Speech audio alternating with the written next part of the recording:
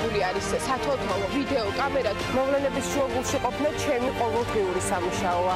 სახალხო სამუშაო ბრიგადა ადგილზე ისევ რჩება. შინაგან საქმეთა სამინისტრო ორი მუხლით აწარმოებს გამოძიებას. ვიგებთ ჩვენ, იგებთ თქვენ. ქეთევან გრიგორაშვილი, პირველის ახალი ამბები.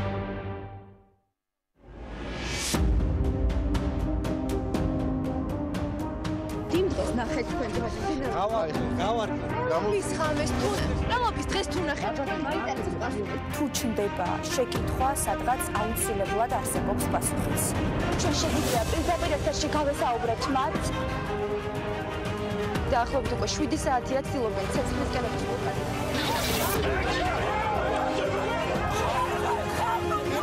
გუნდთან ერთად რომლის ნაწილიც ვარ ვეძებ პასუხებს ყველგან და ყოველთვის ისე არსად იგრძნობა სამყაროს მაჯისცემა როგორც ახალამდებში. ვიგებთ ჩვენ, იგებთ თქვენ.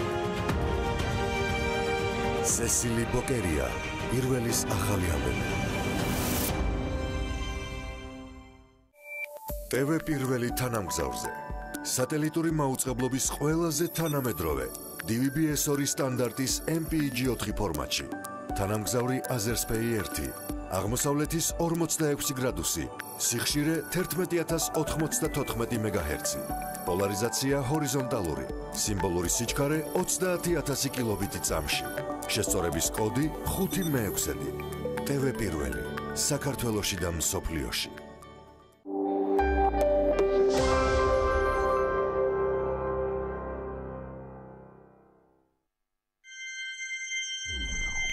BMG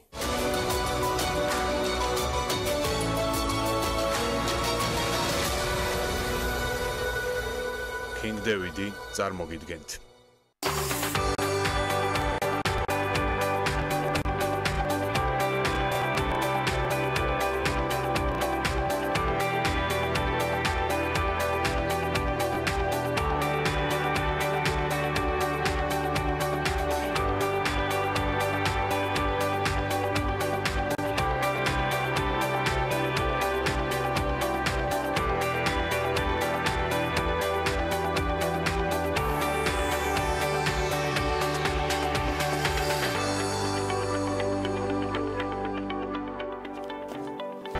საქართველოს წიგნის გამომცემელთა და გამავრცელებელთა ასოციაციის ინიციატივით საქართველოში 1 თებერვალს მესამედ აღინიშნება წიგნის საჯაროდ კითხვის მსოფლიო დღე. სტატისტიკის თანახმად სასამართლოებში თავმჯდომარის თანამდებობაზე 25 მოსამართლე გვყავს და აქედან ქალი მხოლოდ 3-ია ნაზი ჯანეზაშვილის ინიციატივა ნარატივით. ნიუ-იორკში ყველაზე პრესტიჟული მუსიკალური დაჯილდოების ცერემონია გაიმართა, წელს გრემის ტრიუმფატორი ბრუნო მარსი გახდა.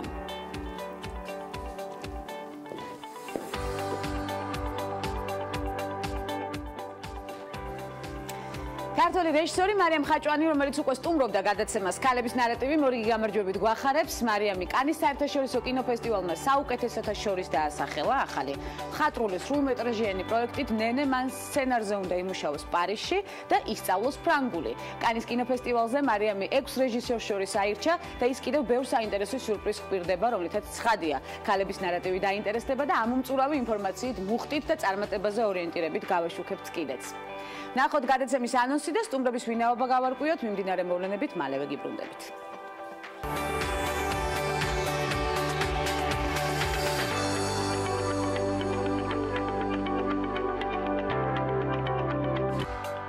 გენდერული თანასწორობის ხარვეზების კვლევის პრეზენტაცია და მიმდინარე პროცესები. ხარვეზებზე და კვლევის შედეგებზე სამშაბათის ნარატივით. ქართული მოდის ინდუსტრიით დაინტერესებული მსოფლიო და შედეგიანი აქტივობები. ახლის შექმნა და ორიგინალური ნიშა. ლაბორატორია, რომელიც კრეატივს აგროვებს და გლობალურ ბაზარზე ინტეგრირებას ახდენს. მაკა ხუციშვილი, ქართველი დიზაინერების ონლაინ მაღაზია geofashionlab.com-ის დამფუძნებელი, თვითნასწავლი დიზაინერი სამშაბათს. შობლის როგორც სკოლის სრულუფლებიანი პარტნიორისა და გადაწყვეტილების ერთ-ერთი მიმღების საგანმანათლებლო პროცესში ჩართვა. ორგანიზაციის რამდენიმე მიმართულების სამუშაო პროცესი და მთავარი ბავშვთა უფლებების დაცვის უზრუნველყოფა. მეგი კავთუაშვილი ორგანიზაცია მშობლები განათლებისთვის ერთ-ერთი დამფუძნებელი სტუმრად ქალების ნარატივში. ეს ქალების ნარატივია გვანცა ლახიძესთან ერთად.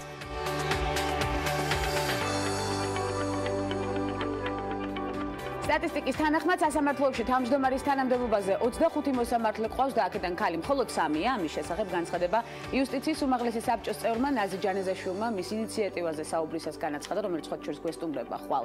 ქალების ნარატივში ინიციატივა სასამართლო სისტემაში თანამდებობებზე მოსამართლეთა დანიშვნისას გენდერული ასპექტის გათვალისწინებას გულისხმობს. საბჭოს წევრს მიაჩნია, რომ გენდერული ასპექტი მნიშვნელოვანი და გასათვალისწინებელი დეტალია. მისი შეფასებით, უკვე რამდენიმე წელია თანამდებობებზე ქალი მოსამართლეების ნაკლებობის სტატისტიკა არ იცვლება სასამართლო სისტემაში, თავმჯდომარეები უმეტესად კაცები არიან. ქალები არ არიან წარმოდგენილი მრავლად. სტატისტიკის თანახმად სასამართლოებში თავმჯდომარის თანამდებობაზე 25 მოსამართლე ყავს და აქედან ქალი მხოლოდ 3-ია, როგორც უკვე აღნიშნეთ, ასევე მნიშვნელოვანია ის, რომ წლების განმავლობაში სტატისტიკა არსებითად არ იცვლება. დღეს წარმოდგენილი გვექნება ბოლო 4 წლის სტატისტიკური ინფორმაცია, რომლის თანახმადაც ნამდვილად არ შეცვლილა სურათი, ამბობს ნაზი ჯანეზაშვილი, რომელიც კიდევ ერთხელ აღნიშნავ, ხვალ თავად მოგვახსენებს სტუდიიდან უკვე პოზიციას. საქართველოს უზენაესი სასამართლოსა და იუსტიციის უმაღლესი საბჭოს თავმჯდომარე ნინო გვენეტაძემ ადამიანის უფლებათა ევროპული სასამართლოს პრეზიდენტის გვიდო რაიმონდის მიწვევით სტრასბურგში ადამიანის უფლებათა ევროპული სასამართლოს 2018 სამუშაო წლის გახსნის ცერემონიაში და ამ დღისადმი მიძღვნილ სემინარში მიიღო მონაწილეობა. მართლმსაჯულების სემინარში მონაწილე დელეგატებმა წარმოადგინეს მოხსენებები სასამართლო ხელისუფლების გამოწვევების, ხელისუფლების დანაწილების პრინციპის, სასამართლოსა და მოსამართლეების პასუხისმგებლობისა და ანგარიშვალდებულების სასამართლოების კომუნიკაციის სტრატეგიის თაობაზე. ვიზიტის ფარგლებში ნინო გვენეტაძემ შეხვედრა გამართა ევროპის საბჭოს ადამიანის უფლებათა და კანონის უზენაესობის მიმართულების გენერალურ დირექტორთან ხრისტოს იაკუმოპულოსთან, სადაც მან მართლმსაჯულების სფეროში დაგეგმილ რეფორმებზე და სასამართლო სისტემის 2017-2021 წლების სტრატეგიით გათვალისწინებულ ღონისძიებებზე ისაუბრა. შეხვედრაზე ასევე აღინიშნა ადამიანის უფლებათა ევროპული კონვენციის სწავლების საკითხებზე სამომავლო სტაჟირებებისა და სასწავლო ვიზიტების გაგრძელების აუცილებლობის მნიშვნელობა. ორ სულებს არა მარტო მშობიარობისას გაცდენილი საათები, არამედ სამედიცინო გამოკვლევებისთვის საჭირო დროც საპატიოდ ჩაეცვლება და აუნაზღაურდებათ. კიდეც ამის შესახებ განცხადება საქართველოს პარლამენტის ჯანდაცვის კომიტეტის თავმჯდომარე მაკაკი ზოიძემ კომიტეტის ხდომის დასრულების შემდეგ გააკეთა. მისი თქმით, ცვლილება ევროდირექტივების შესაბამისად მომზადდა და ჯანდაცვის კომიტეტმა მხარი დაუჭირა, რომ შრომის შესახებ კანონში ეს ჩანაწერი გაკეთდეს. ცვლილებების მიხედვით ორ სულებს გამოკვლევებისთვის საჭირო დრო დამსაქმებლის მხრიდან აუნაზღაურდებათ. და კიდევ ერთი დაანონსებული თემა საქართველოს წიგნის გამომცემელთა და გამავრცელებელთა ასოციაციის ინიციატივით საქართველოში 1 თებერვალს მესამედ აღენიშნება წიგნის საჯაროდ კითხვის მსოფლიო დღე. ასოციაციის მიზანია საქართველოს შეუერთდეს ამ საერთაშორისო ინიციატივას და გახდეს მსოფლიოს ამ მასშტაბური ღონისძიების ნაწილი. 1 თებერვალს მთელი დღის განმავლობაში იგეგმება თანამედროვე ქართველი ავტორების სტუმრობა სკოლებსა და უნივერსიტეტებში, როგორც თბილისში, ასევე სხვა რეგიონებში და საჯარო კითხვის მოწყობა. ღონისძიებაში ჩაერთვებიან წიგნის მაღაზიები, ბიბლიოთეკები, საჯარო ბაღები, კერძო თუ საჯარო ორგანიზაციები, რომლებიც ასევე უმასპინძლებენ ავტორებს ან მათი წარმომადგენლები წიგნის კითხვის აქციით თავად მისცემენ მაგალით საზოგადოებას. წიგნის საჯაროდ კითხვის საერთაშორისო დღე ქვეყნის მასშტაბით 5 რეგიონში გაიმართება: აჭარაში, კახეთში, რაჭაში, მცხეთაში, მესტიაში მოეწყობა წიგნის კითხვის ცენტრები. ამავე დღეს გაიმართება პროექტის დასკვნითი ღონისძიება, სადაც მოწვეული ავტორები საჯაროდ წაიკითხავენ თავიანთ ნაწარმოებებს და იქვე საქართველოს წიგნის გამომცემელთა და გამავრცელებელთა ასოციაციის ინიციატივით გამოვლინდება და დაჯილდოვდება წლის წიგნის ქომაგი. ასეთი იყო მიმდინარე მოვლენები და მორიგი აქტუალური და მნიშვნელოვანი თემა ქალების ნარატივში ამ წუთებში სასტუმრო რედაქციაში საქართველოს კანონმდებლობასა და პოლიტიკაში არსებული გენდერული თანასწორობის ხარვეზების კვლევის პრეზენტაცია მიმდინარეობს. პრეზენტაცია საქართველოს პარლამენტის გენდერული თანასწორობის საბჭომ ჩაატარა. რას ეხება კვლევა და რა ხარვეზები გამოიკვეთა? ამ თემაზე სასაუბროთ ახლა რედისონიდან თათია ჩაფიჩაძე უნდა შემოგვიერთდეს. თათია, მოგესალმებით. მოგესალმებით თქვენცემ, მივესალმები ქალების ნარატივის მაყურებას. დარწმუნებული ვარ, ეს თემა ქალებისთვის განსაკუთრებით საინტერესოა. როგორც ჩვენ უკვე ახსენე, ამ წუთებში სასტუმრო რედისონში საქართველოს კანონმდებლობასა და პოლიტიკაში გენდერული თანასწორობის ხარვეზების შესახებ კვლევის პრეზენტაცია მიმდინარეობს. როგორც უკვე აღინიშნა, კვლევა ჩაატარა საქართველოს პარლამენტის გენდერული თანასწორობის საბჭომ და ის 9 სფეროს მოიცავს, მათ შორის ქალთა პოლიტიკურ მონაწილეობას, ეკონომიკურ გაძლიერებას, შრომით ურთიერთობებს, ასევე ქალთა მიმართ ძალადობას და განათლებას. უფრო ფრთხილად რა გამოიკვეთა კვლევის შედეგებით, ამაზე საუბარს განვაგრძობთ საქართველოს პარლამენტის გენდერული თანასწორობის საბჭოს თავმჯდომარესთან, თამარ ჩუგოშვილთან. მოგესალმებით კიდევ ერთხელ, მადლობა რომ მოიცალეთ მიუხედავად დატვირთული პრეზენტაციისა და გამონახეთ ჩვენი გადაცემაში მონაწილეობის დრო. რომ გითხრათ რა გამოიკვეთა კვლევის შედეგად, რა არის მთავარი ხარვეზები და როგორც ვიცი ემყარება წინა კვლევის შედეგებსაც, რა გამოსწორება და ასე ვთქვათ, სადაც მთავარი. მოგესალმებით, ძალიან დიდი მადლობა თემით დაინტერესებისთვის. ზოგადად ამ საკითხის მიმართ ძალიან დიდი ინტერესია და დღეს შეხვედრაზე გამოჩნდა. ძალიან ბევრი ადამიანი ესწრება ამ კვლევის პრეზენტაციას. ჩვენთვის დღეს მნიშვნელოვანი დღეა, იმიტომ რომ ჩვენ წარმოვადგენთ არა მხოლოდ შედეგებს ჩვენი გასული წლის საქმიანობის, არამედ ასევე გეგმავთ ჩვენი მომავალი 3 წლის მუშაობას და ეს ანგარიში, რომელიც არის წარმოდგენილი, სწორედ ერთ-ერთი მნიშვნელოვანი კომპონენტი არის ამ ყველაფრის. გასულ წელს გენდერული თანასწორობის საბჭოს ძალიან აქტიური წელი ჰქონდა და ზოგადად საქართველოს პარლამენტი მნიშვნელოვან ყურადღებას უთმობს ხალხთა საკითხებს. ის ანგარიში, რომელიც ჩვენს საკმაოდ მასშტაბური და მოცულობითი ანგარიში, რომელიც არის დღეს წარმოდგენილი, შეეხება სხვადასხვა სფეროებში ქალთა მდგომარეობას და უთანასწორობის თუ სხვა ფორმით არსებულ პრობლემებს. პირველ რიგში, რაც ბუნებრივია უნდა აღინიშნოს, ეს არის ზოგადად ქალთა მიმართ ძალადობის და ოჯახში ძალადობის პრობლემა. ეს მოსახლეობის გარკვეული ნაწილისთვის სერიოზულ პრობლემას წარმოადგენს და ჩვენი კვლევითაც იკვეთება დამატებითი, ასე ვთქვათ, ნაბიჯები, რომელიც უნდა გადაიდგას სახელმწიფოს მხრიდან. მიუხედავად იმისა, რომ გასულ წელს ძალიან მნიშვნელოვანი საკანონმდებლო ცვლილებები განხორციელდა, ჩვენ გავაკეთეთ სტამბულის კონვენციის რატიფიცირება, 24 კანონში შევიტანეთ ცვლილება, მიუხედავად ამისა, ჯერ კიდევ ბევრი რამ არის გასაკეთებელი იმისთვის, რომ ქალთა მიმართ ძალადობას და ოჯახში ძალადობის პრობლემას ეფექტურად გაუმკლავდეს სახელმწიფო. შემდეგი კომპონენტი, რომელიც არის ძალიან მნიშვნელოვანი, არის ქალთა პოლიტიკური მონაწილეობა. ჩვენ ქვეყანაში გარკვეული პროგრესი ამ კუთხით არის, თუმცა ძალიან ნელი ნაბიჯებით მივიწევთ წინ და როგორც იცით, საქართველოს პარლამენტი მუშაობს ეგრეთ წოდებული სავალდებულო კვოტირების მექანიზმზე, რომელმაც დროის ხანმოკლე პერიოდში უფრო დიდი პროგრესი უნდა მოუტანოს ჩვენს პოლიტიკურ სისტემას ქალთა პოლიტიკური გაძლიერების კუთხით. ამიტომ წლევანდელი წელი სწორედ ამ მიმართულებით იქნება ჩვენთვის ძალიან საინტერესო და მნიშვნელოვანი. არის კიდევ ძალიან მნიშვნელოვანი კომპონენტები, როგორც არის მაგალითად ქალების ეკონომიკური გაძლიერება. ძალიან მნიშვნელოვანი არის, რომ ბიზნესში გააქტიურების კუთხით, სამუშაო დასაქმების კუთხით, ასე ვთქვათ, ქალების რესურსი, ეს არის მოსახლეობის ნახევარი და ძალიან დიდი რესურსი მათი არ არის გამოყენებული როგორც, ასე ვთქვათ, ეკონომიკური მამოძრავებლის ქვეყნის, ასე რომ ეკონომიკური გაძლიერებაც ჩვენთვის მნიშვნელოვანი კომპონენტია და რა თქმა უნდა, განათლება, ჯანდაცვა, რეპროდუქციული ფუნქციები და ასე შემდეგ, ეს ყველაფერი არის თემები, რომლებშიც შევადარებთ წინა კვლევებს, სად არის უფრო ვთქვათ შედეგი და რომელია ყველაზე პრობლემური, რომელშიც არაფერი არ შეიცვალა ბოლო წლების განმავლობაში. წინა კვლევებთან შედარება ცოტა რთულია, მიუხედავად იმისა, რომ ეს კვლევა, რა თქმა უნდა, ეყრდნობა სხვადასხვა ორგანიზაციების მიერ წინა წლებში მომზადებულ სხვადასხვა თემატურ ანგარიშებს, არასდროს არ ჩატარებულა ასეთი მასშტაბური შეფასება ზოგადად ქალთა საკითხების. ანუ ეს არის პირველი შემთხვევა და ის კვლევები, რომლებიც ჩვენ გამოვიყენეთ, არის ზოგიერთი მათგანი საკმაოდ დიდი პერიოდის წინ მომზადებული. რა თქმა უნდა, ეს ყველაფერი ამ ჩვენს კვლევაში წარმოდგენილი არის, ასე ვთქვათ, განახლებული და რელევანტური სახით. მე ვფიქრობ, რომ თითქმის ყველა მიმართულებით საქართველოს აქვს მნიშვნელოვანი პროგრესი. გვაქვს მათ შორის ქალთა მიმართ ძალადობის კუთხითაც, ოჯახში ძალადობის პრობლემის გამოვლენა არის ძალიან მნიშვნელოვანი პროგრესი. წლების წინ საერთოდ არ ხდებოდა ამ დანაშაულის, როგორც დანაშაულის ახმა და გაცხადება და წელს ჩვენ მომართვიანობა ბოლო წლების განმავლობაში მომართვიანობა სამართალდამცავებთან მიმართვიანობა მსხვერპლების მიმართ მხრიდან იზრდება, რაც მნიშვნელოვანია. ეს დანაშაული დაფარული თუ იქნა, ვერასდროს ვერ გაუმკლავდება საზოგადოება და ქვეყანა და მნიშვნელოვანია, რომ ზედაპირზე ამოდის ის პრობლემები, რომლებიც არსებობს. ეს გვეხმარება ამ პრობლემების მოგვარებაში. ასევე პოლიტიკურ მონაწილეობაზეც მე ვფიქრობ, რომ ჩვენ გვაქვს მნიშვნელოვანი პროგრესი, არჩევნებიდან არჩევნებამდე იზრდება ქალთა წარმომადგენლობა, თუმცა ეს ყველაფერი არ არის საკმარისი და ჩვენ ვსაუბრობთ იმაზე, რომ რეალური თანასწორობის მისაღწევად და იმისთვის, რომ ქვეყანა განვითარდეს თანაბრად სხვადასხვა, ასე ვთქვათ, სოციუმების, სხვადასხვა ჯგუფებისთვის, საზოგადოების, მნიშვნელოვანი არის, რომ კიდევ დისკრიმინაციის აღმოფხვის კუთხითაც ძალადობის დამარცხების კუთხითაც და სხვადასხვა ფორმით ქალების გაძლიერების კუთხით კიდევ დამატებითი ნაბიჯები გაიგრძელება. სამწლიანი სამოქმედო გეგმა ახსენეთ და მოკლედ რომ გითხრათ, რას გულისხმობს ეს სამოქმედო გეგმა და კი ბატონო, ჩვენი საქართველოს პარლამენტის როგორც უკვე აღნიშნე, საკმაოდ აქტიური არის ქალთა თემებზე მუშაობის კონტექსტში. ჩვენი ძირითადი მიმართულებები არის კანონმდებლობის დახვეწა, ბუნებრივია პარლამენტის როლიდან გამომდინარე ჩვენთვის ერთ-ერთი მთავარი ფუნქცია არის ის, რომ ყველა იმ სფეროში, რომელიც მე ვახსენე, კანონმდებლობას ეტაპობრივად უმჯობესდებოდეს. ჩვენი მეორე მიმართულება არის უკვე ზედამხედველობის გაწევა მთავრობის მიერ შესაბამისი საქმიანობების განხორციელებაზე. საკმაოდ დაგვეხმარება ის, რომ შინაგან საქმეთა სამინისტროში შეიქმნა სპეციალური დეპარტამენტი, რომელიც ქალთა მიმართ ჩადენილ ან სიძულვილით მოტივირებულ დანაშაულებს გამოიძიებს და ეს რა თქმა უნდა დახმარება იქნება, თუმცა სხვა მხრივ პარლამენტი როგორც საზედამხედველო ფუნქციის განმახორციელებელი ამ ხრივაც აქტიური იქნება და კიდევ ერთი მნიშვნელოვანი კომპონენტი, რომელიც ჩვენ გვაქვს, ეს არის ცნობიერების ამაღლება. ცნობიერების ამაღლება არის ძალიან მნიშვნელოვანი ყველა კონტექსტში. იქნება ეს მაგალითად ადრეული ქორწინების თემა, იქნება ეს ოჯახში ძალადობასთან ბრძოლის საკითხი თუ ნებისმიერი სხვა.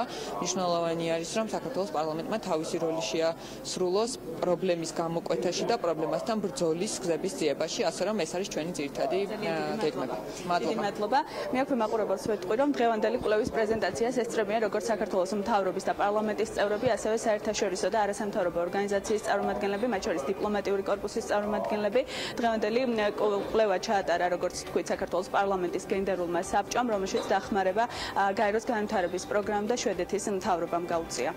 დიდი მადლობა თათია, დიდი მადლობა თამარ ჩუგოშვილს, რომელმაც ამომწურავი ინფორმაცია მოგვაწოდა. ჩვენ გავაგრძელებთ ამ თემაზე საუბარს. ცხადია, ქალების ნარატივში ეს იყო თათია ჩაფიჩაძე, გენდერული თანასწორობის ხარვეზების კვლევის პრეზენტაციიდან და ქალები, რომლებიც მსოფლიო აღიარა იმ სიძლიერის გამო, რაც მათ გამოავლინეს და არ დანებდნენ.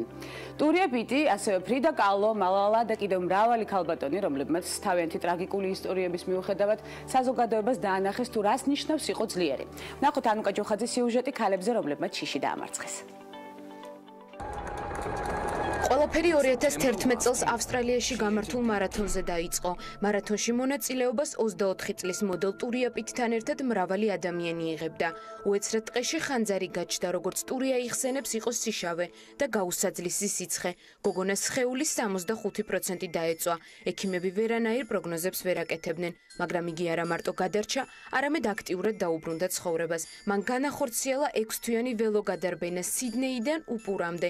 მონაწილეობდა 20 კილომეტრიან გადაცურვაში ავსტრალიის დასავლეთ სანაპიროზე და მოიარა ჩინეთის დიდი კედელი.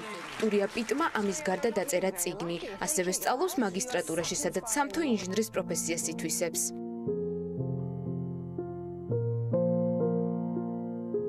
გენიალური მხატვარი ტრაგიკული ბედით ასე მოიხსენიებენ ფრიდა კალოს, რომელმაც ჯერ კიდევ 6 წლის ასაკში პოლიომიელიტი გადაიტანა, რის შემდეგაც მარჯვენა ფეხმა ფუნქციონირება დაკარგა და მთელი დარჩენილი ცხოვრება გრძელკაბებში გაატარა. 18 წლის ასაკში ფრიდა საშინელ ავიაკატასტროფაში მოყვა, რის შემდეგაც 32 ოპერაციის გადატანა მოუწია. წლები გაატარა ეტლში, მაგრამ ქალმა გაიმარჯვა და საკუთარი ნიჭის შემოქმედებაში უკდავყო.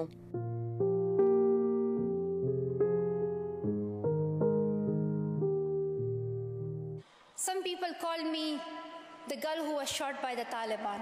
As far as I know, I'm just a committed. ნობელის პრემიის ყველაზე ახალგაზრდა მფლობელი მალალა იუსუფზაია.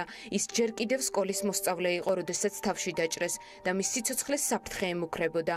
2009 წელს მას თალიბები დაესხნენ თავს, რომლებიც ქალთა უფლებების შემცირებისკენ იბრძოდნენ. ამ ყველაფრის შემდეგ 11 წლის მალალა კომიდან გამოვიდა და ბრძოლა გააგრძელა ქალთა უფლებების დასაცავად.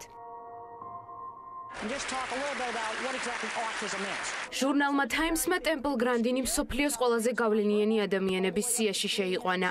ტემპლი მსხვილი რქოსანის საქონლის ქცევის ექსპერტია და ამავე დროს აუტისტი. მან რამდენიმე პოპულარული წიგნი დაწერა და მსოფლიოს გამოუცხადა, რომ აუტიზმი ადამიანს წარმატებაში ხელს ვერ შეუშლის.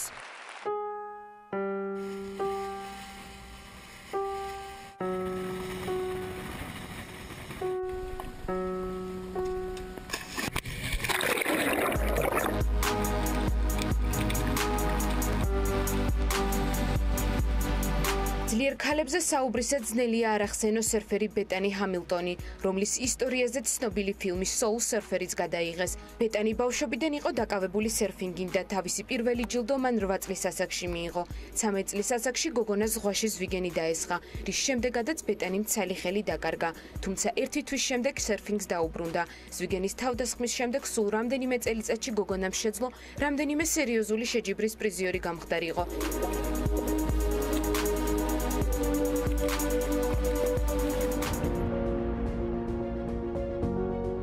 მორიგებულია პიტი ფრიდა, კალო მალალა, ტემპლ გრანდინი და ბეტანი ჰამილტონი ამ ადამიანების ისტორიის მოსმენის შემდეგ კი ნამდვილად აცნობიერებ, რომ ბრძოლას ყოველთვის აქვს აზრი. Now it is time to call them to take action.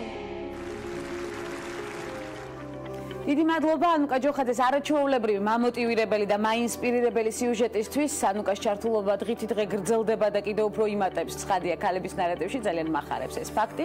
და მორიგი საინტერესო თემა, მშობლის როგორც სკოლის სრულუფლებიანი პარტნიორისა და გადაწყვეტილების ერთ-ერთი მიმღების საგანმანათლებლო პროცესში ჩართვა. ორგანიზაციის რამდენიმე მიმართულების სამუშაო პროცესი და მთავარი ბავშვთა უფლებების დაცვის უზრუნველყოფა. მეგი კავთუაშვილი ორგანიზაცია მშობლები განათლებისთვის ერთ-ერთი დამფუძნებელი უბრალოდ ქალების ნარატივში მორიგაც დიდი მადლობა მეგი მობრძანებისთვის და დროის დათმობისთვის. მე არ ვიცი მორიგი შეხვედრა უკვე სხვა ამპლუაში, ძალიან საინტერესო და მნიშვნელოვანი ამპლუაში, რომელსაც განსაკუთრებული დრო არა ერთი გადაცემით უნდა დაუთმოთ, არამედ მრავალი გადაცემით. მულტიტასკინგი, ამაზე აუცილებლად კიდევ ცალკე ხაზია გასასმელი თქვენს შემთხვევაში და მეგის მორიგი სამუშაო ლოკაცია. გარდა უამრავი საქმისა, მას ორი არაჩვეულებრივი შვილი ყავს. მე ვფიქრობ ეს გახდა ერთ-ერთი ინსპირაცია სწორედ ამ ორგანიზაციის ჩამოყალიბებისა და ცხადია, თავად აღიქვამს მერი საკუთარ თავზე მშობლის ჩართულობას სასკოლო პროცესში, რას ნიშნავს ორგანიზაცია მშობლები განათლებისთვის. დავიწყოთ აქედან. ინსპირაცია ნამდვილად გახდა ის, რომ თქვათ გავერიე სასკოლო საზოგადოებაში მეც და თქვათ ჩემთვის გახდა ნათელი ბევრი რამ, თუმცა ძალიან განსხვავებული კუთხით მინდა რომ შეგახედოთ. არავითარ შემთხვევაში არ მინდა ვინმე მიფიქროს, რომ მე როგორც მშობელს სკოლაში შემექმნა პრობლემა. პირიქით, მიხვდით, მე მაქვს იმდენად პოზიტიური გამოცდილება სკოლასთან, რომელთანაც თანამშრომლობ, რომ მე მინდა სხვებსაც ქონდეთ ამისი საშუალება. და ეს იყოს არა ვთქვათ რომელიმე კერძო სკოლის ან მხოლოდ კერძო სკოლების ფუფუნება, არამედ საჯარო და მით უმეტეს ამისთვის დიდი რესურსი საჭირო არ არის. საჭიროა მხოლოდ მობილიზება მშობლების, მათი ცნობიერების ამაღლება და სკოლის კარის გახსნა, რომ დემოკრატიული ღირებულებების მქონე მშობლები შევუშვათ სკოლაში და ვიყოთ მათთან ვითანამშრომლოთ. რა გახდა ინსპირაცია პირველი სწორედ ამ ორგანიზაციის დაარსებისა, როგორც ვიცი მარტო არ ხართ ამ საინტერესო ჯგუფში, მით უმეტეს ამდენი საქმის ფონზე. საქმე არც ერთს გვაკლია, კი, საქმე არც ერთს გვაკლია, ვინც ეს ორგანიზაცია წამოვიწყეთ, ასე ვთქვათ. ჩვენ ვართ 8 ადამიანი, ჩვენი მიზანი მხოლოდ და მხოლოდ ყველასი არის ესეთი მოხალისეობრივ საწყისებზე შევიკრიბეთ. აღმოჩნდა, რომ მე ჩემთვის ვფიქრობდი, მეორე თავისთვის, მესამე თავისთვის, მე გადავაწყდით ერთმანეთს, მოვძებნეთ ერთმანეთი, გავერთიანდით და მივეცით ამას ორგანიზაციის სახით. ეს კომუნიკაციის ისტორია როგორ იყო? კომუნიკაციის ისტორია ხო, ეს ძალიან მარტივია, იმიტომ რომ ჩემი მე ჟურნალისტი ვარ, ხვდები უამრავ ადამიანს, ვიმუშავია განათლების თემებზე და ჩემთვის ძალიან ახლობლები იყვნენ ის ადამიანები, ვისაც ამ თემაზე გულისტკიოდა და ეს იყო ეს თემა, რაც არის ჩვენი გულისტკიული, იყო ის, რომ სკოლა და ზოგადად სისტემა მშობელს არ აღიქვამდა თანაბარ პარტნიორად. სინამდვილეში მშობლებში ძალიან დიდი ძალა, დიდი შესაძლებლობებია და თუ ჩვენ მათ ვეტყვით, რა შეუძლიათ გააკეთონ, მერწმუნეთ, რომ დამკვეთი არის მშობელი და რასაც დაუკვეთავს მშობელი და მილიონზე მეტი ვართ ჩვენ არასრულწლოვანთა მშობლები, სისტემა იქით წავა და იქით შეიცვლა. ბავშვებიც იგივე შედეგს დაგვიბრუნებენ. აუცილებლად ეს სანამ ამ საქმეს მოკიდებდით ხელს, ჩაატარეთ თუ არა ერთგვარი კვლევა. იმიტომ რომ საკმაოდ დიდი ხნის განმავლობაში ყალიბდებოდა იდეა და ხორციელდებოდა ორგანიზაციის ჩამოყალიბების პროცესი. რამდენიმე კვლევა არის უკვე ჩატარებული ბოლო 2 წელიწადში. ერთ-ერთი არის USAID-ის კვლევა, რომელიც სავალალო შედეგებს აჩვენებს და პირდაპირ არის ნათქვამი ამ კვლევაში, რომ სკოლასა და მშობლებს შორის ურთიერთობა მხოლოდ და მხოლოდ ნეგატიურ კონტექსტში განიხილება და მშობელი არის, მოდით ვიტყვი, პირდაპირ ზედმეტი თავის ტკივილი სკოლისთვის. მაშინ, როდესაც პირიქით უნდა იყოს და რეკომენდაციები აქვს სკოლებს მიცემული, როგორ უნდა ჩართონ მშობელი. აი თქვენთან მაგალითად თუ დაურეკავს მასწავლებელს და როდესმე შეუქია თქვენი შვილი, ანუ იმ მიზნით დაურეკავს, რომ თქვენი შვილი შეექო. კი, ნამდვილად გვაქვს ასეთი შემთხვევა, მოვიკითხავ დაჩის დამრიგებელს პირდაპირ ეთერის საშუალებით. ნამდვილად ჩვენ სკოლაში მასწავლებლებისგან როგორც შექება, ისე მინიშნებაც მოდის დროულად. ძალიან მიხარია და მინდა რომ ეს გადაედოს ყველას და როდესაც თქვა მშობელი დაინახავს მასწავლებლის ზარს ტელეფონზე, გული არ გაუსკეს. ეს არის ამის გადააშავა. მასწავლებელმა უნდა დარეკოს იმ შემთხვევაშიც თუ ბავშვი არის შესაძლებელიც, აუცილებლად. შენ როდესაც ეკითხები მასწავლებელს, რომ ჩემ შულს რა სჭირდება ხდება და შენ ხარ თქვა ბრჭყალებში ვიტყვი კარგი მოსწავლე ბრჭყალებში იმიტომ რომ ყველა მოსწავლე კარგია ეს ვიცით ყველა ხო კარგი მოსწავლის მშობელი ის გეტყვის რომ ყველაფერი რიგზეა ბავშვს არაფერი სჭირდება სინამდვილეში არ არსებობს ბავშვი რომელსაც რაიმე ტიპის საჭიროება არ ექნება ან თქვა მშობელს არ შეუძლია რომ დამატებით წაახალისოს თუნდაც ის კარგი შვილი ხო ამიტომ კომუნიკაცია სკოლასა და მშობელს შორის არა მხოლოდ სკოლას ბაღსა და საბავშვო ბაღსა და მშობელს შორის არის გარდაუვალი აუცილებლობა იმისთვის რომ სისტემა წავიდეს პოზიტივისკენ სკოლა გახდეს უფრო უსაფრთხო ბავშვებმა აღარ დახვეწონ ერთმანეთი ხო ჩვენ სავალალო ფაქტები გვქონდა 1 დეკემბერს რაც მოხდა და შემდეგ კიდევ იყო რამდენიმე ფაქტი ხშირად ხდება ასეთი ფაქტები სამწუხაროდ ჩვენ გვინდა რომ ეს ფაქტები გამოვიდეს სამზეოზე არა იმისთვის რომ გავაკრიტიკოთ სკოლა და ვუთხრათ რომ თქვენ რაც უდები ხართ მანდ ვინც ხეთხართ არა ჩვენ გვინდა რომ ჩვენი შესაძლებლობები შევთავაზოთ სკოლას და ვუთხრათ რომ მოდით ერთი სიმაღლიდან ვესაუბროთ ბავშვს მეგი ცნობიერების ამაღლება უპირველეს ყოვლისა ეს არის მთავარი მნიშვნელოვანი ღონისძიებების არსი და კამპანიების რა იგეგმება უახლოეს მომავალში თქვენი ორგანიზაცია იგეგმება არა უკვე დაწყებულია სამართლებრივი ბაზის ანალიზი რისი უფლება აქვს მშობელს ეს რომ იცოდეს უბრალოდ რა შესაძლებლობები აქვს მას სკოლაში ხო რომ გადავხედეთ მარტივად ძალიან მარტივი იყო ჩვენთვის საკანონმდებლო აქტებს აღმოჩნდა რომ 35-დან 40-მდე კანონი არეგულირებს ამ ურთიერთობებს ხო ვინ იცის ამის შესახებ არც არავინ ხო ამიტომ ჩვენ დავსხედით ადამიანები ვინც დავაფუძნეთ ორგანიზაცია მშობლები განათლებისთვის და დავიწყეთ ამეთი რომ ამოვიღოთ რა წერია კანონში და ვუთხრათ მშობელს რომ შენ შეგიძლია ჩაერთო სკოლის მართვაში შენ შეგიძლია შესთავაზო შენი იდეა დირექციას და ის ვალდებულია რომ მოგისმინოს ის ვალდებულია რომ თუ შენ არგუმენტირებულად დაუმტკიცებ საჭიროებას ის განახორციელოს დანერგოს მიხვდეთ ამაზეა აქ საუბარი დავიწყეთ სწორედ ამითი და განხორციელების პროცესსაც თვალი უნდა ვადევნოთ აუცილებლად მშობლები განათლებისთვის ესეთი გვერდი გვაქვს Facebook-ზე სოციალურ ქსელში შექმნილი სადაც ყველას შეუძლია დაგვილაიქოს მოგვიწონოს ეს გვერდი და მიიღოს ჩვენგან პირველ ეტაპზე ეს ინფორმაცია ეს არის ერთთვიანი ონლაინ კამპანია და ყოველდღიურად ჩვენ ახალ თემას ვაცნობთ მშობლებს უკვე მეორე დღეს არის მეორე დღე რაც დაიწყო და ერთი თვის განმავლობაში აქტივობა როგორია მეგი აქტივობა ძალიან მაღალია გვანცა არ ვიცი წარმოუდგენლად დიდია იმხელა დაინტერესება გამოიწვია ამან რომ მე ანუ ძალიან მიუხედავად ჩემი და ჩემი თანაგუნდელების გადატვირთული გრაფიკისა სრული პასუხისმგებლობით ვამბობ რომ ძალიან მიხარია რომ დავიწყეთ და ორგანიზაციული სახე მივეცით ამ მეგი რეგიონებიდან როგორია ჩართულობა რეგიონებიდანაც ძალიან მაღალია ჩვენ გვაქვს მხარდამჭერობის აპლიკაცია ჩვენი ორგანიზაცია დაფუძნებულია წევრობაზე. თუმცა ეს ადამიანები არ იხდიან, რა თქმა უნდა, არაფერს. ვალდებულებები აქვთ მხოლოდ და მხოლოდ ის, რომ მათ უნდა აერთიანებდეთ დემოკრატიული ღირებულებები, ვინც იქნება ჩვენი მხარდამჭერი. ავსებენ აპლიკაციას, გვიგზავნიან და იქ მივუთითეთ ორი გრაფა. ეს არის რას ელი შენ ორგანიზაციისგან და რა შეგიძლია რომ გააკეთო ორგანიზაციის მიზნის მისაღწევად. იცი რა საინტერესო იდეები მოდის, ანუ რეგიონებში ზუსტად არის ჩაძინებული ეს მშობლების შესაძლებლობები, რომლებსაც ახლა გაუჩნდათ ასე ვთქვათ, რეალიზაციის საშუალება და გვწერენ, მოდის, გვთავაზობენ უამრავ სასიკეთო აქციას, ღონისძიებას, ორგანიზებას, რომ მობრძანდით და ერთად ჩავატაროთ, შევხვდეთ. მათ შორის მასწავლებლები რეგისტრირდებიან ჩვენთან როგორც მშობლები. კი, ძალიან მაღალია მათი მხრიდან.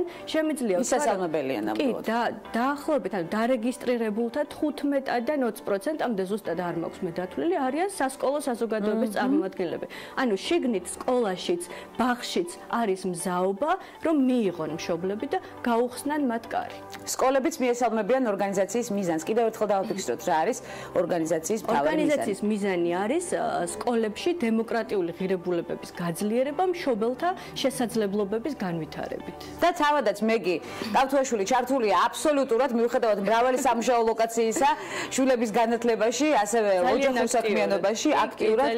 მე ამას მithქვამს რომ მეორე პროფესიაა მშობლობა, ძალიან საინტერესო, რთული და აღმომაჩენინა ჩემ თავში ის შესაძლებლობები, რაც არასოდეს წარმომედგინა რომ ექნებოდა. რა არის მეგისთვის მორიგი მიზანი და მორიგი ნაბიჯი? ჯერჯერობით მინდა რომ მთელი სული და გული იმ საქმეში ჩავდო, რაც წამოვიწყე. ასევე მინდა რომ ეს ორგანიზაცია არ ასოცირდებოდეს მხოლოდ მეგიკავ თუაშვილთან, იმიტომ რომ არანაკლებად და უფრო მეტად ასე ვთქვათ, მაღალი ჩართულობა აქვს სხვა დამფუძნებლებს და იმ 100-ზე მეტ მხარდამჭერს, რომელმაც უკვე შეავსო ჩვენი აპლიკაცია და ეს აპლიკაცია იძებნება ჩვენს Facebook გვერდზე, ჯერჯერობით ჩვენი მიზანი არის რომ მშობლები გავააქტიუროთ და ის მიძინებული ძალა და პოზიტიური შესაძლებლობები, რაც მათ აქვთ, ბოლომდე გამოიტანონ და შევიდნენ სკოლაში და ვამბობდი წეღან ჩვენ გვინდათ რომ გამომზეურდეს ის ფაქტები, ის ნაკლოვანებები, რაც სკოლაში ხდება, არა იმიტომ რომ გავაკრიტიკოთ, არამედ იმიტომ რომ ვიცოდეთ რასთან გვაქვს საქმე და იმას ვიმკურნალოთ ერთად. ძალიან დიდი მადლობა მნიშვნელოვანი აქცენტებისთვის, მნიშვნელოვანი თემისთვის და მნიშვნელოვანი ორგანიზაციისთვის, რომელიც ნამდვილად ქვეყნის საკითხად კეთდება. ჩვენ ჩავერთვებით აქტიურად და მაქსიმალურად არა მხოლოდ გადაცემის ფარგლებში, არამედ გადაცემის გარეთაც გავივლი კიდევ სხვა საინტერესო თემებს. მეგიკავ თუაშვილი ორგანიზაცია მშობლები განათლებისთვის ერთ-ერთი დამფუძნებელი დღეს ამ რეგალიით მოვიხსენიებ მას, თუმცა მე კი არაერთხის გახდება ქალების ნარატივის სტუმარი კვლავ. მცირე სარეკლამო ბლოკის შემდეგ უკვე უცხოეთში განვითარებული მოვლენებით ვრდებით და მორიგი საინტერესო თემით სტუმართან ერთად დაგვალოდეთ.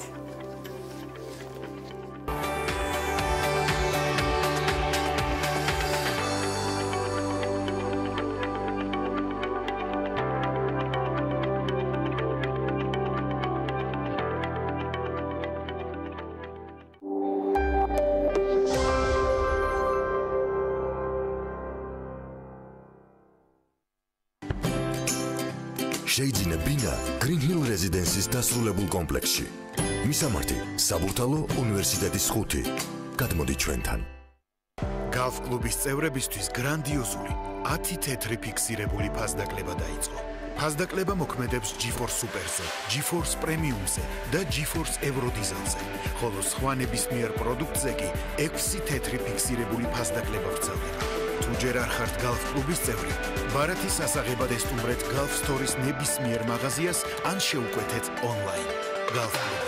ისარგებლეთ ფასდაკლებით და დააგროვეთ ქულები.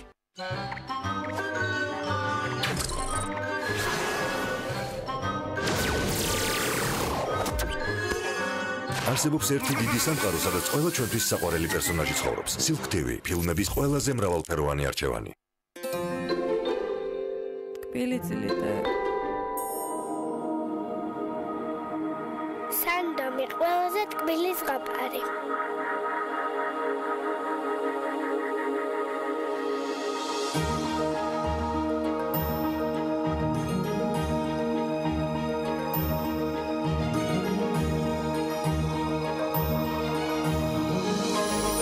ზღაპრულად გემრიელი სანდომის ვაფლი.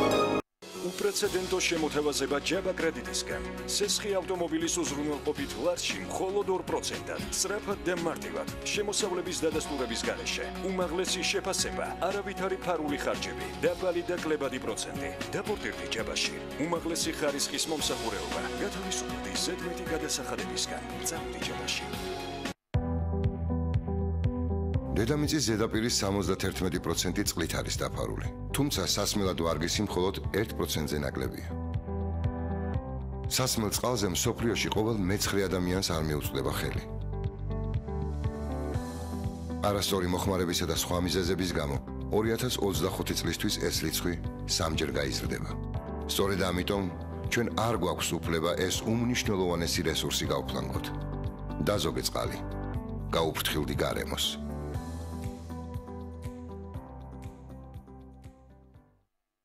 Პირველის ინტერნეტ პარტნიორია MyVideoG. იხილეთ ყველა ვიდეო MyVideoზე.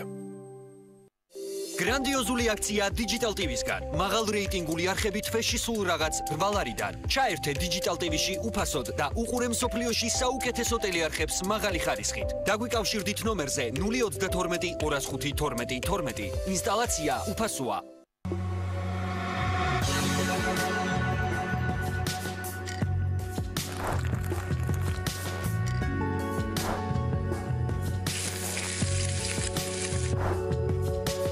გუდაური ინ პრემიუმ კლასის 4 ვარსკვლავიანი სასტუმრო გუდაურში.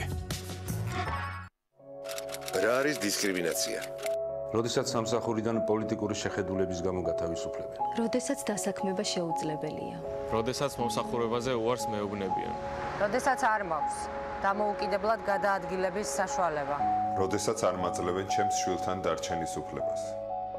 საქართველოს კანონმდებლობით დისკრიმინაცია აკრძალულია რასის, კანისფერის, ენის, სქესის, ასაკის, მოქალაქეობის, წარმოშობის, დაბადების ადგილის, საცხოვრებელი ადგილის, ქონებრივი ან წოდებრივი მდგომარეობის, რელიგიის ან რწმენის, ეროვნული, ეთნიკური ან სოციალური კუთვნილების, პროფესიის, ოჯახური მდგომარეობის, ჯანმრთელობის მდგომარეობის, შეზღუდული შესაძლებლობის, სექსუალური ორიენტაციის, გენდერული იდენტობისა და გამოხატვის, პოლიტიკური ან სხვა შეხედულების ან სხვა ნიშნის გამო.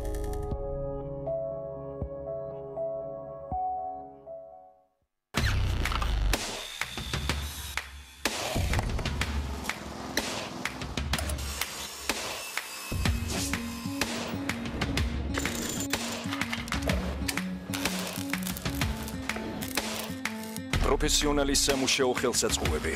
ინკკო, შექმენი სამყარო შენივე ხელით. ლუკოილი. უმსხვილესი მსოფლიო ბრენდი. მხოლოდ უმაღლესი ხარისხის ევროპული საწვავი.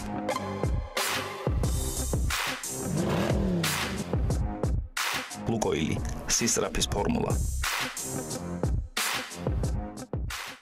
დეველოპერული სამშენებლო კომპანია Green Construction წარმოგიდგენთ. Mandarin Garden ბათუმი, ზღვიდან 800 მეტრში, ეკოლოგიურად სუფთა, კომფორტული, ხარისხიანი, საზაფხულო ვერანდით, დახურული ავტოსადგომით, საკუთარი 120 კვადრატული ეზოთი და რაც მთავარია მყუდრო გარემო, მოქმედებს უპროცენტო შიდა 24 თვიანი განმარტება. დამატებითი ინფორმაციისთვის დაგვიკავშირდით 558 9908. მისამართი, ბათუმი, გამსახურდიას 28/30.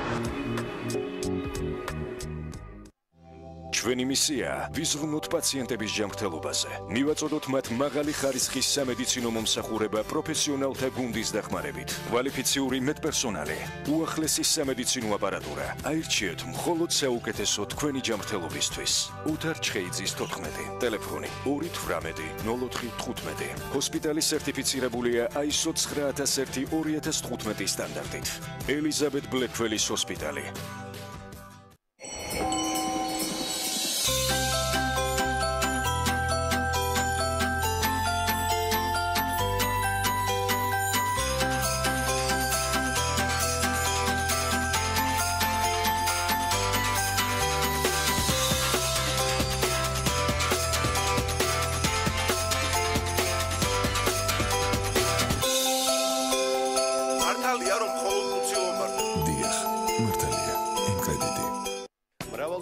საცხოვრებელი კომპლექსი IC ბათუმის ახალ ბულვარში.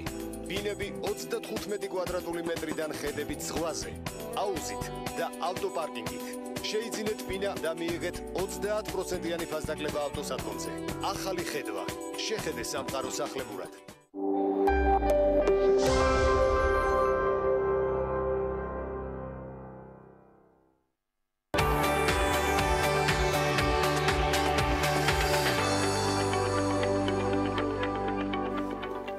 რეკლამის შემდეგ უკვე უცხოეთში განვითარებული მოვლენებით ბრუნდებით. ამერიკის შეერთებული შტატების სტანვარჯიშის ეროვნული გუნდის ყოფილ ექიმს ლარი ნასარს მიჩიგანის შტატის სასამართლომ 175 წლით პატიმრობა მიუსაჯა. სპორტსმენების სექსუალური შევიწროების გამო განაჩენის გამოცხადებამდე სასამართლო 7 დღის განმავლობაში 156 მსხვერპლი ქალის ჩვენებას ისმენდა. ნასარმა 10 არასრულწლოვანი ტანმოვარჯიშის მიმართ სექსუალური შევიწროების ფაქტი აღიარა, მათ შორის ოლიმპიური გუნდის წევრების მიმართაც. ნასარის მცდელობა სასამართლოზე ჩადენილისთვის ბოდიში მოეხადა, მოსამართლემ არ მიიღო, მისი ტყობს ყალბი უწოდა და დაამატა, რომ ის მთელ ცხოვრებას ციხეში გაატარებდა. მანამდე 54 წლის ექიმს ამერიკის შეერთებული შტატების ფედერალურმა სასამართლომ 60 წელი მიუსაჯა ბავშვთა პორნოგრაფიის ფლობისთვის.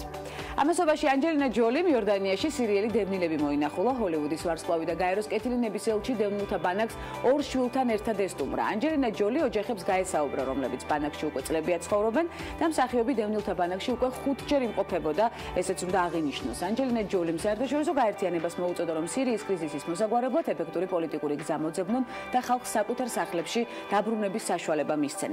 იორდანიაში ამ დროისთვის 1.500.000-მდე სირიელი დევნილი ცხოვრობს. პოპულარული სერიალი სამეფო კარის თამაშების ფინალური მერვე სეზონის პრემიერა 2019 წლის აპრილში შედგება. ამის შესახებ ინფორმაცია მსახიობმა მეიზი უილიამსმა დაადასტურა. როგორც არხის წარმომადგენლები ამბობენ, შოუს მასშტაბურობიდან გამომდინარე მის გადაღებებს და შემდეგ მონტაჟს ძალიან დიდი დრო დასჭირდება. შესაბამისად შესაბამისად, სერიალის ბოლო 6 სერია ხანგრძლივი პაუზის შემდეგ დაუბრუნდება მაყურებელს. ტელეკომპანია HBO სამეფო კარის თამაშების მერვე სეზონის თითოეული სერიისთვის 15 მილიონი დოლარის დახარჯვას აპირებს. დასკვნითი სეზონის 6 სერიის მთლიანი ბიუჯეტი 90 მილიონი დოლარი იქნება და მედიის ცნობით ხარჯებმა შესაძლოა მოიმატოს კიდეც. თითოეული ეპიზოდის ქრონომეტრაჟი დაახლოებით 1 საათი და 30 წუთი იქნება. და უამრავი თაყვანისმცემლის გული გავახარეთ ახლა დარწმუნებული ვარ მე. ნიუ-იორკში ყველაზე პრესტიჟული მუსიკალური დაჯილდოების გრემი ცერემონია გაიმართა, წელს შოუს ტრიუმფატორი ბრუნო მარსი გახდა, როგორც გადაცემის საწყისში აღნიშნე, მომღერალმა 6 გრემი აიღო, მან წლის სიმღერისა და საუკეთესო ჩანაწერის კატეგორიაშიც გაიმარჯვა და საუკეთესო პოპ სოლო შესრულებად ედ შირანის ყველაზე გახმაურებული სიმღერაც აღიარეს. ამიტომაც მას გადაეცა გრემი საუკეთესო პოპ ალბომისთვის. წლის აღმოჩენა და საუკეთესო ახალი არტისტი ლესია კარა გახდა, საუკეთესო როკ გამოსვლა ლეონარდ კოენს ჰქონდა სიმღერით You Want It Darker, საუკეთესო რეპ გამოსვლა კი კენდრიკ ლამარის აგრეთვე კენდრიქს გადაეცა გრემის საუკეთესო რეპ ალბომისთვის. საბოლოო გამარჯვებული საუკეთესო ლათინურ პოპ ალბომის ნომინაციაში შაკირა გახდა, ულოცავთ ცხადია გამარჯვებულებს ქალების ნარატივიდან და გრემის დაჯილდოების ცერემონიაზე წითელ ხალიჩაზე ცნობილი სახეები თეთრი ვარდებით მოვიდნენ, რითიც ქალების სექსუალურად შევიწროების წინააღმდეგ წამოწყებულ კამპანიას მიმართ პატივისცემა გამოხატეს. ჩვენ ვახსენებთ უკვე ქალების ნარატივში სწორედ ეს კამპანია არაერთხის მითუს მხარდაჭერა უცხო არ არის ჩვენთვის, რადგან სულ ცოტა ხნის წინ გამართულ ოქროს გლობუსის რიგით 75 ცერემონიაზე სექსიზმის, ბულინგისა და სექსუალური შევიწროების გასაპროტესტებლად მსახიობებმა წითელ ხალიჩაზე შავი სამოსი მოირგეს და ამის მნახველებიც გავხდით. ოქროს გლობუსის ცერემონიაზე ლეგენდარულ ოპრა უინფრის სესილ ბი დე-მილის საპატიო ჯილდო გადასცეს. ჯილდოს გადაცემის შემდეგ ცნობილმა ტელეწამყვანმა ქალთა უფლებებზე ისაუბრა, რის შემდეგაც ინტერნეტ სივრცეში უინფრის ამერიკის შეერთებული შტატების მომავალ პრეზიდენტობაზე გაჩნდა აზრი. ჟურნალ InStyle-თან ინტერვიუში უინფრიმ პრეზიდენტობის საკითხთან დაკავშირებით ისაუბრა და მისი თქმით ის ამით დაინტერესებული არ არის. მე ყოველთვის დაცულად და თავდაჯერებულად ვგრძნობ თავს, როდესაც ვიცი რას ვაკეთებ და რას არ ვაკეთებ.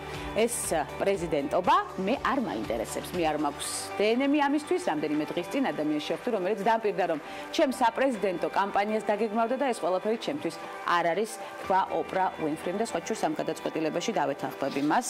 პრეზიდენტის ამპლუაში არ ვიცი რამდენად, მაგრამ იმდენად ძლიერი და მნიშვნელოვანი ქალბატონია საკუთარი როლით ცხოვრებაში, რომ გააგრძელებს კიდეც სწორ სვლას მის ცხოვრებაში. ამაში აბსოლუტურად დარწმუნებული ვარ და ჩვენც გავაშუქებთ ქალების ნარატივით. ლეგენდარული ტელეწამყვანი ელენ დეჯენერესი უკვე 60 წლის გახლავთ, როგორც ელენი ამბობს, ამ დღის აღსანიშნავად მისთვის საუკეთესო საჩუქარი იქნება თუ ლოს-ანჯელესის ზოოპარკიდან 20 წლიანი ტყვეობის შემდეგ სპილოს გაათავისუფლებენ. დეჯენერესმა სპილო ბილის გასათავისუფლებლად პეტიციად შეადგინა და ზოოპარკის ადმინისტრაციას თხოვს, რომ ცხოველი მის სამშობლოში, მალაიზიაში დააბრუნონ. ელენმა საკუთარი კარიერის განმავლობაში, რომელიც 40 წელზე მეტ სითვლის აქვე აღნიშნო, ძალიან ბევრი რამ გააკეთა, არა მხოლოდ თავის საქმიანობაში, არამედ სამყაროს უკეთესობისკენ შეცვლაშიც.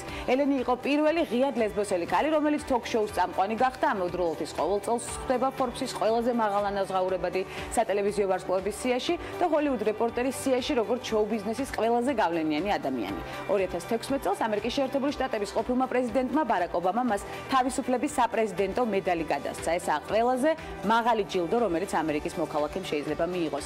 1997 წელს, როდესაც ელენის სერიალის მეოთხე სეზონი გადიოდა, დეჯენერესმა coming out-ი, საკუთარი სექსუალური ორიენტაციის გამჟღავნება გააკეთა. ამავე პერიოდში ჟურნალ Times-ის მთავარი პერსონაჟიც გახდა და ოპრა უინფრის შოუშიც ხმამაღლა ისაუბრა ამ თემაზე და მორიგი, რა თქმა უნდა, სიმპათიები უკვე ელენ დეჯენერესის მიმართ, ასევე აქტიური და მნიშვნელოვანი ქალბატონი საკუთარ პროფესიულ გზაზე.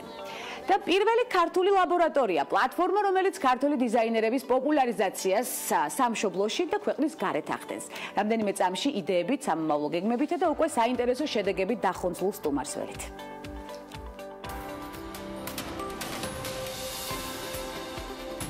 70 წლის მარგარეტ ჩანი მსოფლიო ჯანდაცვის ორგანიზაციის გენერალური დირექტორის პოზიციაზეა. გლობალური ჯანდაცვის ორგანიზაციაზე პასუხისმგებელი ქალბატონი ჩინეთშია დაბადებული. დაოჯახებულია და ყავს ერთი შვილი. მარგარეტ ჩანი ებრძვის ისეთ დაავადებებს, როგორიცაა შიცი, ტუბერკულოზი, მალარია და სხვა. მარგარეტი აღნიშნულ პოზიციაზე მეორე ვადით აირჩიეს. მსოფლიოს ჯანდაცვის ორგანიზაციის ხელმძღვანელი მსოფლიოში ყველაზე ძლიერ ეპიდემიას ებოლას გადააწყდა, რომელმაც უკვე რამდენიმე ათასი ადამიანის სიცოცხლე შეიწირა. 2014 წლის სექტემბერში მან შექმნილ სიტუაციას საზოგადოებრივი ჰუმანიტარული ეკონომიკური კრიზისი უწოდა და იგი ნაციონალური უსაფრთხოების საფრთხედ მიიჩნია. ეს სიტყვები ჟენევაში გამართულ კონფერენციაზე განაცხადა. ჩანი ახლა საკუთარი მეორე ვადის პერიოდში იმყოფება და შესაძლოა სწორედ ებოლა გახდეს გადამწყვეტი მომენტი მის კარიერაში. ჩანი აღიარებს, რომ ჯანდაცვის მსოფლიო ორგანიზაციამ მალევე ვერ შეძლო ეპიდემიის მასშტაბების სირთულის და ყველა რისკის შეფასება.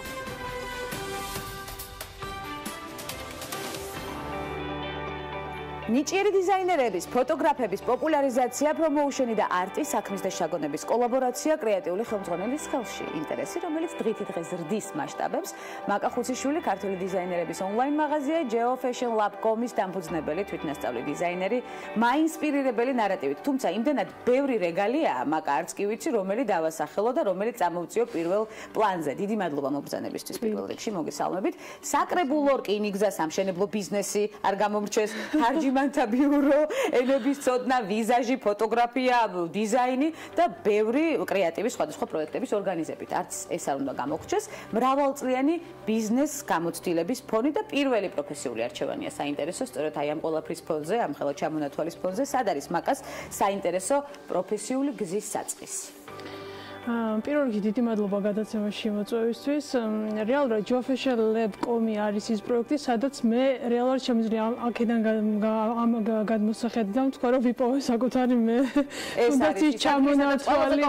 კი, თუნდაც ის ჩამონათვალი, რაც აღნიშნე, ეს განსავლელი ეტაპი იყო, რომ აქამდე მოსულიყავი და ის ბიზნეს გამოცდილებაც თუ ვიზაჟის თუ ფოტოგრაფიაც ყველაფერი ეს გაერთიანებულია geofashionlab.com-ში და ანუ მაძლევს უდიდეს ინსპირაციას, რომ ვაკეთებ იმ საქმეს, რაც მიყვარს. კი, მაგრამ რკინიგზას და სამშენებლო ბიზნესს აქ ვერ დავაკავშირებ. თუმცა სამშენებლო ბიზნესში გაყიდვების კუთხით ვიყავი და ესეც პრინციპში ხო, ეს ცოდნაც და გამოცდილებაც ბუნებრივია გამოგვეთქვა. ქართული დიზაინერების პოპულარიზაცია გლობალურ ბაზარზე მინდა ამ თემაზე გადავიდე, სწორედ იმ საწყისზე და მიზანზე, რომელიც არის თქვენი ორგანიზაციის საფუძველი. საიდან გაჩნდა იდეა geofashionlab.com-ის დაფუძნებისა და როგორი იყო თვითონ პროცესი ლაბორატორიის შექმნის, საინტერესო. ზოგადად ერთი ეს იდეა და გაჩნდა 1 წლის წინ, როდესაც გადავწყვიტე, რომ რაღაც უნდა შემეცვალა უკვე, იმიტომ რომ ერთი კომფორტის ზონაში ვიყავი და არაფერი არ იცვლებოდა და ჩემთვის, როდესაც ეს ხდება, ვიწყებ უკვე რაღაცა შესაძლებელი, ვიწყებ რაღაც დამოკიდებულება შესაძლებელი ჩემშია რაღაც მე უნდა შევცვალო და ამ პერიოდში ვიწყებ საკუთარ თავზე მუშაობას, ციგნები, ნუ აი ყველანაირად ვიკეტები ჩემ თავში და მარტო ეს ინფორმაციულად, რომ რაღაცა შეიძლება ამოვიღებთ იმ მნიშვნელოვან არსს, რომელსაც აი ამ შემთხვევაში ეს იყო, რომ განმარტოვება საკუთარ თავთან, საკუთარ თავზე მუშაობა და მე არ ვიცი, აი თითქოს ეტაპობრივად ჩნდებოდა ის, აი ხლა ეს მაქვს გასაკეთებული, ხა ეს მოდი ეს გავაკეთოთ და თვითონ ის კვლევაც რაც გაკეთდა, ანუ ჩემებური კვლევა, რაც აკლდა ქართულ დიზაინერს, იგივე დიზაინის თემა, ჩემთვისაც ხა 7 წელი მქონდა ატელიის თემა და დიზაინ პატარ-პატარა კაფსულა კოლექციებს ვაკეთებდი. უბრალოდ საქართველოს ბაზარი ძალიან პატარაა და რეალურად 95% მაინც ქართული დიზაინერები ტურისტებზე მუშაობს და ანუ რეალურად სჭირდებოდა რაღაც ყველა სჭირდებოდა. ხადია, საერთაშორისო ბაზარი. აქედან წამოვიდა, რომ ისეთი რაღაც მოვიფიქრე, რომლისთვისაც ყველას მოეწონებოდა, რომელი პლატფორმაც ყველა დიზაინერისთვის საინტერესო იქნებოდა და ურთიერთსარგებლიანი მინდოდა ყოფილიყო, რა თქმა უნდა. და რაც მთავარია, საქართველოს პოპულარიზაციასაც შეუწყობდა ხელს, ეკონომიკის განვითარებას, ტურისტების შემოდინებას და ყველაფერი განვითარებას. კი, ანუ რაღაც ესეთი საერთო ერთობლივი საინტერესო პროექტი მინდოდა ყოფილიყო. რამდენად ვრცელია დიზაინერების ჩამონათვალი, რომელიც ერთ დიდ ოჯახში ერთიანდება, დავარქვათ ასე. ჯერჯერობით პროცესი ისევ გრძელდება, 20 დიზაინერი ყავს ამ ეტაპზე, თუმცა შეხვედრები სულ გრძელდება, იმიტომ რომ ძალიან ანუ მალტიტასკინგის პირობებში, როცა ერთი ადამიანი აკეთებს იგივე შეხვედრებს და ძალიან ბევრი თემის გადანაწილება მომიწია ჩემ თავზე.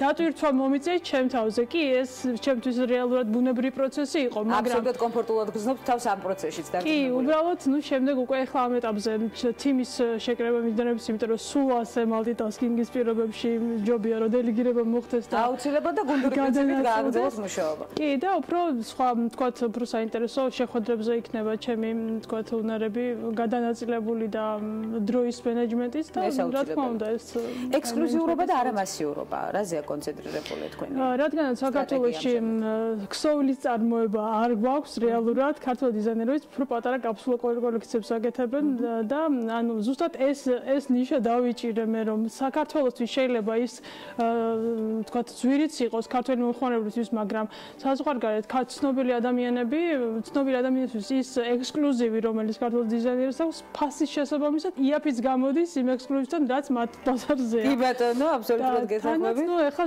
რეალურად ძალიან პოპულარული ეტაპი აქვს ქართულ დიზაინერებს დემნა გვასალიას ფაქტორის შემდეგ რეალურად და სამომავლო პერსპექტივაც მაღალია ალბათ თქვენი შეფასებით.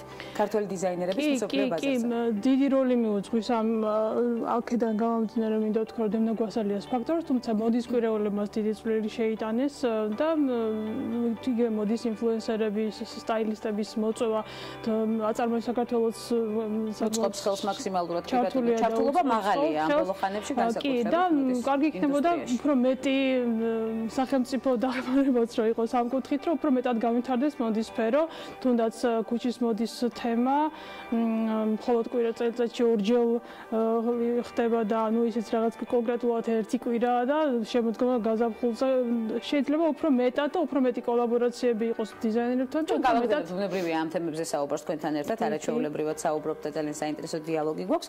მორიგი შედეგზე ორიენტირებული იდეა მაკახუციშვილისგან, ეს არის საინტერესო მოდის ტურები ქართველი დიზაინერების შოურუმებში. ეს არის ახალი იდეა, რომელიც ხორციელდება და უკვე ჯერჯერობით არ ხორციელდება, უბრალოდ ეს შემდეგი ეტაპია და კიდევ რამდენიმე ეტაპია მანამდე კიდევ არის სხვა ეტაპი, უბრალოდ ჯერჯერობით რადგან დაკომპლექტება მიმდინარეობს დიზაინერებს უნდა ქონდეთ თავიანთი შოურუმები, სადაც მოხდება რეალურად მოდის ტურების განხორციელება. ამიტომ ჯერ დაკომპლექტებიან დიზაინერებით, ჯოფეშელები დაკომპლექტებიან და შემდეგ უკვე მოხდება ტურისტულებთან გვექნება თანამშრომლობთ და რას უწყობს ხელს, უწყობს ტურისტების შემოდინებას და საქართველოს კეთილდღეობაზე ფიქრობთ ერთად, ბუნებრივია ეკონომიკურ განვითარებაზე და ყველაფერი არის ურთიერთკავშირში. აბსოლუტურად გეთახმებით. ქუჩის მოდის მნიშვნელობა და მსოფლიო ყურადღება ამაზე მინდა გამომახვილო თქვენი ყურადღება, ვიცი რომ ასევე ექცევა თქვენს მიერ ამას. კი, რეალურად განსაკუთრებული აქცენტი. ინსტაგრამზე ძალიან ბევრი ისეთი საინტერესო ეს ქუჩის მოდის აკაუნტია, ასე ვთქვათ, სადაც ძალიან საინტერესოა და თვალყურს ადევნებს ძალიან ბევრი ადამიანი რეალურად მოდის ტენდენციებს და ასე შემთხვევაში გავლენასაც ახდენენ ინფლუენსერებს ეძახი უბრალოდ ქართულად შესატყვისი ცოტა არ მოგვეპოვება. და გადავწყვიტე რომ საქართველოში უფრო მეტი დრო დაეთმოს ქუჩის მოდის განვითარებას და უფრო მეტი გადაღებები იყოს რომ რაც უფრო წინ წამოწევს და არა წელიწადში ორჯერ ეხლა როგორც ხდება მარტო მოდის კვირაულებზე ექცევა ყურადღება თბილისის ქუჩის მოდას. ნუ ეს უკვე გაზაფხულიდან პირველ რიგში ქუჩის მოდის პოპულარიზაცია და შემდეგ არის უკვე მოდის ტურების თემა. ბევრი საინტერესო იდეა გაქვთ და ჩანაფიქრი რომელსაც აუცილებლად და არა მარტო ესენი უბრალოდ ამას მე შემდეგში გამოვიდა, იმიტომ რომ არაერთხელ იქნებით ქალების ნარატივის სტუმარი. თუმცა აქვე მინდა კიდევ აღნიშნო ის რომ ფოტოგრაფიას ეთმობა თქვენი დღის ნაწილი, აქტიური სამუშაო დღის ნაწილი კიდევ რაღაცა კუნჭულები შეავსო სწორედ ამ მიმართულებამ. კი, ფოტოგრაფია ყოველთვის მაინტერესებდა უბრალოდ ამ ეტაპზე მე ჩემი გადმოსახედიდან მოყვარული ფოტოგრაფი ვარ და არა ვარ პროფესიონალი ფოტოგრაფი, მე მინდა დაუთმო ასპარეზი ქართველ ფოტოგრაფებს, აღმოაჩინო ქართველი ფოტოგრაფი და მათ მიცეს შანსი, რომ თუნდაც იგივე ქუჩის მოდის ფოტოგრაფია წამოვიდეს იგივე ედიტორიალები და ანუ მათ დაუთმო. მე უბრალოდ მინდა ვაჩვენო რისი გაკეთება შეიძლება, ანუ ჩემი ხედვით ასე ვთქვათ. თუმცა ჯობია რომ ყველას თავისი საქმე კონდეს და მე უბრალოდ ეს ჩემი ჰობი არის, რომელსაც ხელოვანი ადამიანების გარემოცვაში გაიზარდეთ, მე გადავხედე თქვენს მონაცემებს და ხატვის ინსპირაცია როდის გიჩნდებათ, ეს არის საინტერესო. გალერეაში თუ გადავათ ილოზე თქვენს მიერ შექმნილი ნამუშევრები. იმდენად ამ ეტაპზე მიწევს ქართულ მხატვრებთან ურთიერთობა და მათ პოპულარიზაცია, ანუ ჩემს კოლექციებში მათი ასე ვთქვათ, შემოქმედების გადმოტანა, რომ ჯერჯერობით ჩემი ნახატების დრო არ ვჭერა. ჯერ მენეჯმენტით ხარ ძალიან კარგი აზრია. ძალიან კარგი აზრია, ნამდვილად დაიბადა ქალების ნარატივში კიდევ ერთი ინსპირაცია, რომელსაც მოვიკითხავთ მაკასთან მოგვიანებით. თუმცა რა არის მორიგი ნაბიჯი, რომელიც უკვე გათვლილი გაქვთ მაკა უახლოეს მომავალში? კი, გაზაფხულზე ქართულზე იგეგმება შემდეგი შოურუმი უფრო ფართო მასშტაბით, ვიდრე ვთქვათ მანამდე ჩატარდა ერთი პირველი შოურუმი, ფართო მასშტაბით იქნება ეს და შემდეგი ნაბიჯი რეალურად იქნება ეს street style-ის თემა და ასევე სტილის ვიდეოები, რომელიც მინდა გავაკეთო ქართველი დიზაინერების სამოსით, რომელიც ძალიან საინტერესო იქნება ქართველი მომხმარებლისთვისაც და ზოგადად უცხოური მტრო ტიტრებით გაკეთდება და ანუ რეალურად და ქალების ნარატივის არეალისთვისაც ძალიან საინტერესო იქნება. მაკას კრეატივი არის კიდეც უკვე შედეგი გვაინტერესებს დასახული მიზნებისა, რომელიც სტუდიაში დავსახეთ და ის გამოცდილება, რომელიც გავიზიარეთ. ძალიან დიდი მადლობა მომბრძანებისთვის. აუცილებლად დავიტოვებ პირობას, რომ კვლავ გვესტუმრებით. მაკა ხუციშვილი ქართველი დიზაინერების ონლაინ მაღაზია geofashionlab.com-ის დამფუძნებელი, თვითნასწავლი დიზაინერი და სხვა მრავალი რეგალიის მფლობელი სტუმრობდა გადაცემას ქალების ნარატივი. ასეთი იყო დღევანდელი ნარატივი. ხვდებით ერთმანეთს ხვალ ზუსტად 11-ზე. საინტერესო დღეს გისურვებთ.